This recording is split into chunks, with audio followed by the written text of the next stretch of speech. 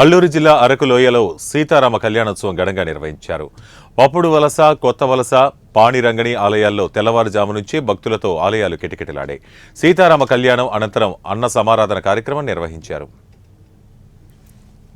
ధన్యవాదాలు తెలుపుకుంటూ ఈ కళ్యాణము గత 2040 నుంచి ఇక్కడ చేసిన వాళ్ళు ఫస్ట్ ఎస్వీఆర్ కృష్ణ స్వామి, అలాగే ఎరకల అంజయ్య గారు, కృష్ణ బీజేపీ లీడర్ అతను గారు, బస్తీవాసులు అందరు కలిపి ఫస్ట్ నిర్వహించారు ఇక్కడ ఈ కార్యక్రమాన్ని.